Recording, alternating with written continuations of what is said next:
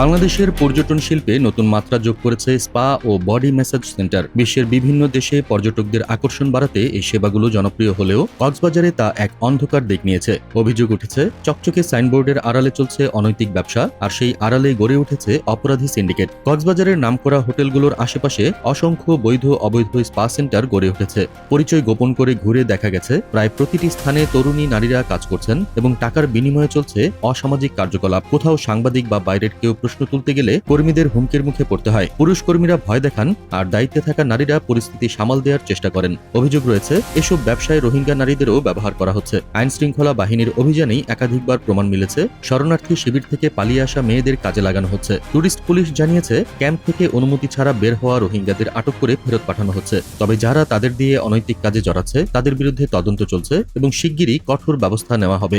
পর্যটন পুলিশের অতিরিক্ত ডিআইজি জানিয়েছেন, কক্সবাজারের প্রায় সব স্পা সেন্টার অনিয়মের মাধ্যমে গড়ে উঠেছে। তিনি বলেন, স্পা সেবাকে আইনসম্মতভাবে পর্যটনের অংশ হিসেবে চালানো উচিত, কিন্তু বাস্তবে এগুলো আড়াল করে চলছে মাদক বেচাকেনা, নারী নির্যাতন এবং অপরাধী চক্রের কার্যক্রম। পরপর অভিযান চালানো হলেও শিগগিরই আরও বড় পরিসরে পদক্ষেপ নেওয়া হবে।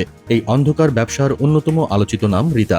ঢাকার কুখ্যাত পাপিয়া গ্রুপ এর প্রাক্তন সদস্য তিনি। কয়েক বছর আগে প্রেমিক আবুল হাসনাতের সঙ্গে কক্সবাজার শহরের জিনিয়া রিসোর্টে স্টার্ট স্পা চালু করেন। নামমাত্র থেরাপির আড়ালে দীর্ঘদিন ধরে এখানে চলে আসছে অসামাজিক কার্যকলাপ। এখান থেকেই তার যোগসূত্র তৈরি হয় ইয়াবা ব্যবসায়ী চক্রের সঙ্গে। ধীরে ধীরে নিজেও জড়িয়ে পড়েন মাদক ব্যবসায়। অল্প কয়েক বছরের মধ্যে রিতার নামে বেনামে তৈরি হয় বিশাল সম্পদ। ঢাকায় 5টি ফ্ল্যাট, বিলাসবহুল প্রাইভেট কার, 2টি এক্সনোয়া মাইক্রোবাস। অভিযোগ রয়েছে, গাড়িগুলো রোহিঙ্গা ক্যাম্পে ভাড়া দেওয়া হলেও আসলে ব্যবহার করা হয় ঢাকার মাদক বাজারে। রিতা ছিলেন অত্যন্ত কৌশলী। কক্সবাজারে প্রভাব বিস্তারের জন্য বহুজনকে কাকা, মামা, ভাই, এমনকি বাবার মতো ডেকে সামাজিক সম্পর্ক তৈরি করেছেন। পাশাপাশি স্পা সেন্টারের সুন্দরী নারীদের ব্যবহার করে প্রশাসনের কিছু প্রভাবশালীকে ম্যানেজ করার অভিযোগও রয়েছে। তার এই প্রভাব প্রতিপত্তি এতটাই শক্তিশালী যে বারবার নজরদারির পরেও তিনি দাপটের সঙ্গে ব্যবসা চালিয়ে যাচ্ছিলেন। কক্সবাজারের উজ্জ্বল সমুদ্র সৈকত এবং পর্যটনের আলোছায়ার আড়ালে লুকিয়ে থাকা এই অন্ধকার কাহিনী এখন বড় প্রশ্ন তুলেছে। পর্যটনের নামে গড়ে ওঠা এসব স্পা কতটা বৈধ, আর এর আড়ালে